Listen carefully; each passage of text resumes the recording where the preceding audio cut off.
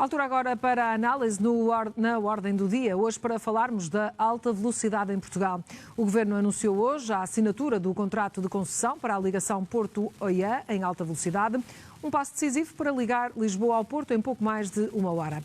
Enquanto a alta velocidade avança neste troço, o Governo decidiu também, nas últimas semanas, proceder a estudos para avaliar qual a melhor solução para o distrito de Bragança. Por isso, vai também avançar, neste caso com um estudo de viabilidade da alta velocidade para Trás-os-Montes. Ora, queremos perceber então o que está em curso, aquilo que pode também ser feito no futuro em relação à alta velocidade em Portugal. E para isso são nossos convidados esta tarde Luís Almeida, está comigo em estúdio, é da Associação Valdouro, uma das associações que mais defende esta ligação de Trás-os-Montes em alta velocidade, e também Frederico Francisco, deputado do Partido Socialista, ex-secretário de Estado adjunto das Infraestruturas, responsável também por ter lançado o projeto de alta velocidade no anterior governo socialista, naturalmente.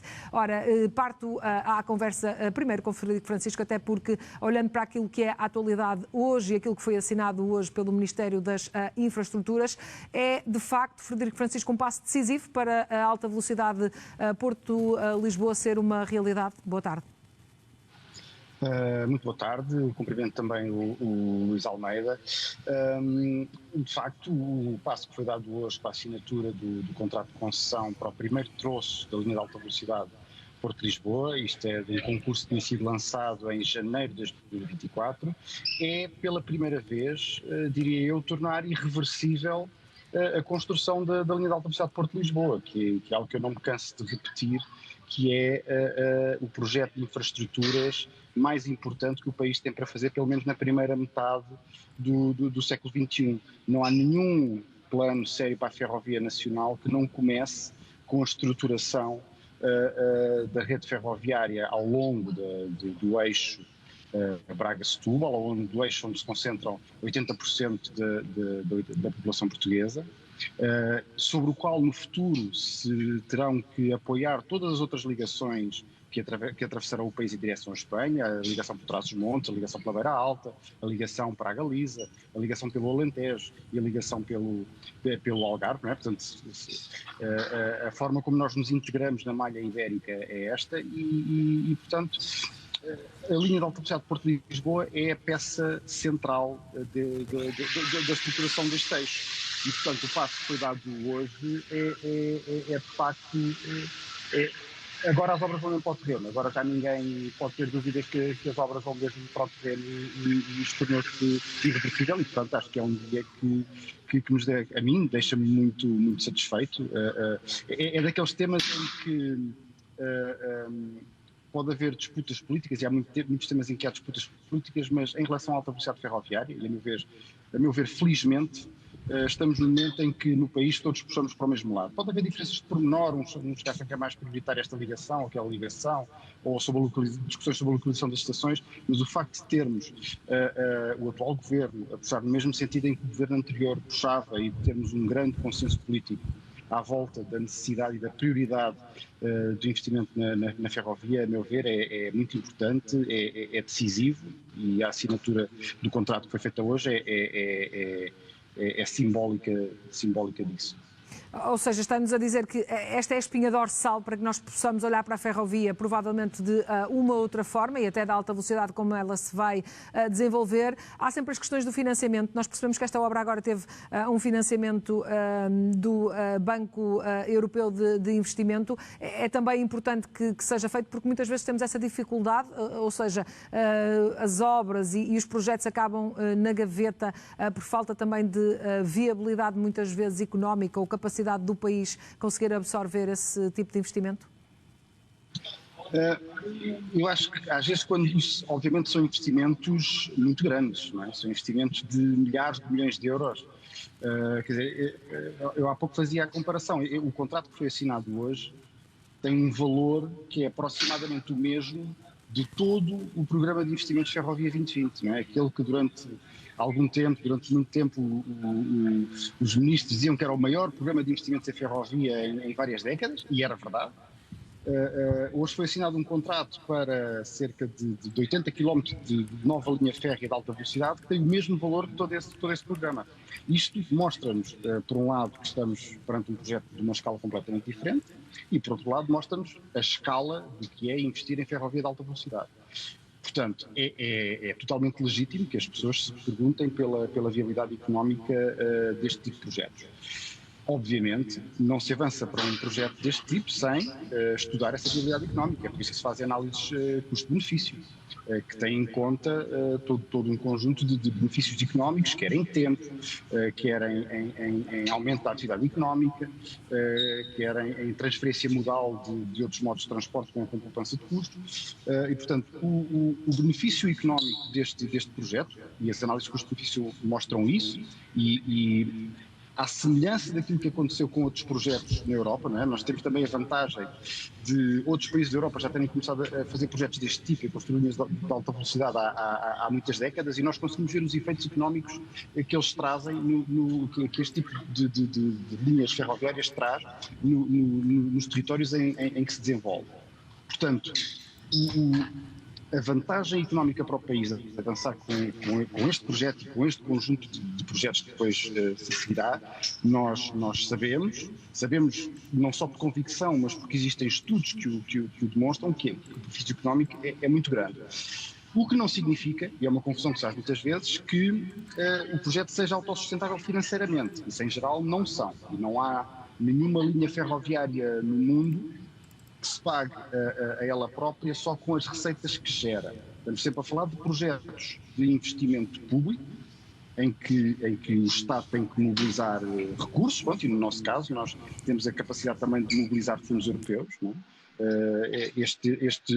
Esta linha Porto-Lisboa, ela ganhou no concurso de 2023 do Connecting Europe Facility um financiamento de mais de 800 milhões de euros, é o maior financiamento a fundo perdido da União Europeia para um projeto em Portugal de sempre, e tem, além disso, um financiamento acordado com o Banco Europeu de Investimento de 3 mil milhões de euros. Este já não é fundo perdido, é um empréstimo, mas com condições muito mais favoráveis do que seriam na banca comercial e garantidos, por ser do Banco Europeu de Investimento, pelo orçamento da União Europeia. E convém também clarificar, até face a notícias que apareceram aqui há um par de semanas, de que Portugal tinha perdido fundos europeus para esta linha. Portugal não perdeu fundos europeus que já nos tivessem atribuído. A única coisa que aconteceu é que no concurso de 2024, em que nós concorremos em competição com outros países, não conseguimos obter mais financiamento. Mas isto não coloca em causa de maneira nenhuma a sustentabilidade económica, nem sequer a comportabilidade orçamental deste projeto, porque ela foi calculada não assumindo que esses fundos estavam garantidos. Portanto, a comportabilidade económica e orçamental do projeto está garantida e o benefício económico será muito grande. Muito bem, já voltamos à conversa para falarmos um pouco mais do futuro da alta velocidade. Eu junto aqui à conversa o Luís Almeida, porque a par daquilo que já está no terreno, o Governo decidiu dar aqui uma nota positiva a um estudo, ou pelo menos estudar esta possibilidade de alargar a alta velocidade a uma linha de Trás-os-Montes. Vai começar pelo menos a estudar essa hipótese. Luís Almeida, da Associação Valdouro, esta vossa ideia já tinha há algum tempo, já defendiam que a ligação de alta velocidade com passagem por Vila Real, Bragança, até Salamanca, para chegar até Madrid, era essencial. Um bocadinho, se calhar, daquele traçado que conhecemos da A4, atualmente muito semelhante para a alta velocidade, e viram, presumo eu, com grande satisfação, que o Governo tenha pelo menos dado este sinal de estudar aquilo que vocês defendem. Muito boa tarde. Antes de mais, cumprimentar também o Sr. Deputado Frederico Francisco. Sim, foi com muita satisfação porque, na verdade, concretizou-se aquilo que foi sempre o nosso anseio, que se estudasse este corredor. E isto começou precisamente com aquele ponto de interrogação que vinha no Plano Ferroviário Nacional, com um movimento cívico que foi totalmente apartidário e desprovido de qualquer ideologia política. E acho que isso foi sucesso para que uma intervenção cívica de um conjunto de 4 pessoas tivesse chegado a este ponto. Portanto, claramente que vemos isto com muito agrado, até porque este pacote de estudos que são agora encomendados são aqueles que depois poderão servir de base para que se faça a candidatura e até para a decisão política sobre se este é o corredor que deve ser executado de forma prioritária. O paralelismo com a A4 não é pura coincidência. De facto, esta é a ligação mais curta entre a fachada atlântica e a zona de Zamora e a zona de Espanha, portanto, e que vai permitir de forma mais eficiente escoar não só mercadorias como passageiros, dependendo do cenário que a Infraestruturas Portugal depois venha a decidir como sendo o melhor, mas partindo daquilo que é o centro nevrálgico de uma das regiões mais competitivas que temos no país e do qual o Porto é, de facto, o seu centro de gravidade, e daí nós também frisarmos muito que esta linha tem mesmo que sair do aeroporto Francisco Sá Carneiro. Olhando para esta linha e para aquilo que defendem, há quem tenha algum ceticismo em que ela vá sair do papel e que cheguemos ao ponto de assinar contratos de concessão, de termos linha efetivamente construída, até porque há quem diga que aqui e ali o Governo quer mostrar, ou os governos, se pudermos pôr assim, gostam de mostrar que estão com o interior do país em determinadas alturas, normalmente mais perto de eleições. Há aqui algum caráter eleitoralista ou rejeita essa ideia, Luís Almeida? Eu rejeito porque eu conheço o histórico e aquilo que nos fez chegar à data da passada quarta-feira. Eu sei que esta sessão estava preparada até antes da crise que vivemos no início do ano e que levou à instauração deste novo Governo, e sei que ela só não avançou no início deste ano precisamente para não se tirar ilações eleitoralistas nesse momento. Portanto, isto era algo que o Ministério estava a trabalhar, já vinha também do Governo anterior, que apesar de algum ceticismo sempre foi acomodando a ideia. Este Governo deu continuidade e isso só prova aquilo que eu disse há pouco. Portanto, este projeto está acima de qualquer interesse partidário, tem a ver com os territórios, tem a ver com as regiões, tem a ver com um pouco também aquilo que há pouco o Frederico disse no que respeita aos benefícios económicos e o impacto económico que o investimento desta natureza pode ter sobre as regiões. E Trás-os-Montes, de facto, é uma região que precisa urgentemente ser estimulada, bem como precisamos dar resposta também aqui aos interesses não só do Porto de Leixões, como toda esta massa industrial que temos na zona do Grande Porto. Muito bem. Frederico Francisco, olhando para esta ligação, para esta região, foi uma região abandonada, ou seja, no que diz respeito à ferrovia, não há e não houve investimento feito naquela região. Como é que vê para avançarmos com estes estudos? Ou seja, é difícil que eles ganhem escala ou é necessário fazer exatamente este percurso até que ganhem escala e cheguem à concretização?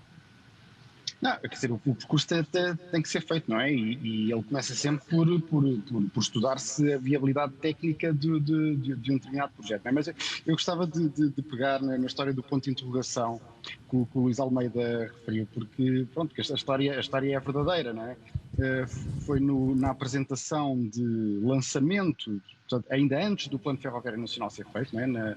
Quando se lançou o processo de elaboração do Plano Ferroviário Nacional, em que se tinha como objetivo do plano criar a ligação ferroviária a todas as capitais de distrito, e há algumas capitais de distrito do país que não têm ligação ferroviária, nomeadamente Viseu, mas Viseu, apesar de não ter ligação ferroviária, já tinha sido pensada uma ligação ferroviária para Viseu. Já existia pelo menos o risco no mapa. E aquele slide em que aparece o mapa do norte do país, com Vila Real e Bragança assinaladas, com uma linha tracejada e um ponto de interrogação grande por cima, era simplesmente para assinalar que até aquele ponto nunca tinha ninguém sequer colocado em cima da mesa, nunca ninguém tinha sequer colocado o risco no mapa, digamos assim, para ligar Vila Real e Bragança à rede ferroviária. Havia pessoas que tinham saudades das antigas linhas de Vitola Estreita, que chegavam a essas cidades, mas em que uma viagem de Bragança até ao Porto demorava 5 horas. Portanto, obviamente, essa não poderia ser a solução. Nós teríamos que ter uma ligação ferroviária à Vila Real e Bragança, ela teria sempre que ser competitiva com a rodovia, e isso significa, na prática, que uma viagem de Vila Real ao Porto tem que demorar menos de 1 hora, uma viagem de Bragança ao Porto tem que demorar menos de 2 horas. E, chegando a Bragança, estando tão perto da fronteira e tão perto de Zamora, é natural que com esta ligação se pense uma ligação à Espanha, que, apesar de não estar pensada do lado de Espanha, não há mal nenhum em que comece a ser pensada do lado de Portugal. Portanto, isto ficou no Plano Ferroviário Nacional, ficou na versão do Plano Ferroviário Nacional que eu deixei na pasta de transição e que depois foi aprovada pelo governo seguinte com muito poucas alterações, apenas com correção de gralhas, o que também mostra o consenso que foi gerado à volta deste plano. E, portanto, eu acho que é positivo que o governo pegue no Plano Ferroviário Nacional e que comece a estudar as ligações que lá ficaram previstas, desde logo esta, esta que nunca foi, bom, com exceção do estudo que foi promovido pela Associação Valdor, que é um estudo muito meritório, não é? E é um estudo até bastante sofisticado e que foi enviado como contributo para o Plano Ferroviário Nacional. Esta ligação nunca foi propriamente estudada pelos organismos públicos e vai Mas ser ainda vamos a tempo, rapidamente também, antes de terminarmos, de voltar a ligar aquilo que de certa forma foi destruído ou abandonado? Não, é claro que vamos. Quer dizer, eu acho que não podemos criar a ilusão que uma nova linha vai chegar a Bragança nos próximos 10 ou 15 anos. Mas se calhar é razoável pensar que nos próximos 10 ou 15 anos pode começar a construção desta linha. Para que isso seja possível é preciso começar a estudar. Portanto, não vamos tarde de todo. Muito bem. Luís Almeida, tem outra expectativa, naturalmente, pelo menos em relação ao tempo? Tenho, e acho que essa expectativa, os estudos de viabilidade que vão agora ser avançados vão confirmar a urgência e a necessidade desta linha avançar, provavelmente no próximo quadro comunitário. Obviamente que é uma decisão política, mas os instrumentos que estão a ser criados com estes estudos vão efetivamente confirmar que nós vamos precisar de uma saída do Grande Porto direta para a Europa. Vamos provavelmente pensar se já não será em bitola europeia, se esta não será a primeira linha a ser feita em bitola europeia no nosso país. Portanto, há aqui todo um conjunto de cenários que vão ser estudados e que vão ficar prontos a tempo de, no próximo quadro comunitário, vermos efetivamente quais são as prioridades, sem colocar em causa os compromissos que estão assumidos, nomeadamente o Porto Vigo e o Porto Lisboa. Obviamente que esses são os prioritários. Também há algum investimento para melhorar a ligação Lisboa-Madrid, que não vai ficar concluída na sua totalidade com o investimento que terminará nos próximos meses. Mas eu estou convencido que esses estudos irão precisamente provar que este é o corredor que tem que ser efetivamente feito a seguir e poderá ser muito mais rápido que aquilo que o Sr. Deputado agora mencionou. Mesmo em relação à Espanha, o facto de não estar a ser estudada, não é aqui um entrave ao projeto ou pode não ser um entrave ao projeto? Não, porque essa é a mais-valia que esta solução tem em relação a outras naquilo que diz respeito à ligação à Espanha. Essa mais-valia reside no facto de apenas termos 40 km entre a nossa fronteira e Zamora, onde podemos ligar a ambas as bitolas, quer ao mercado convencional, quer ao mercado de alta velocidade espanhol. Portanto, isso acho que é mesmo a grande mais-valia, entre outros aspectos, que esta linha tem. E também nós temos sentido, aliás, na quarta-feira passada também estiveram representantes de Castela e Leão na cerimónia da assinatura do protocolo, que consubstanciaram, entre outros investimentos que eles consideram essenciais para a amarração da zona transfronteiriça, mas consideraram essenciais que isto fosse feito. Obviamente há aqui outras sensibilidades que têm a ver com a ligação à Beira-Viseu-Salamanca. Não está em causa se é uma, se é outra, está em causa qual é que deve ser efetivamente a prioridade e é que melhor interessa ao país no momento atual, sabendo que o corredor da Beira Alta está neste momento também a sofrer um grande investimento, sem que do lado espanhol pareça ter continuidade. Aliás, foi notícia esta semana que há muitos atrasos também na modernização entre a fronteira portuguesa e Salamanca. Muito bem. A ver, vamos, o que é que dão os estudos, Luís, e cá estaremos também para dar nota, dar notícia e acompanhar o projeto. Agradeço-lhe por ter estado connosco esta tarde na Ordem do Dia.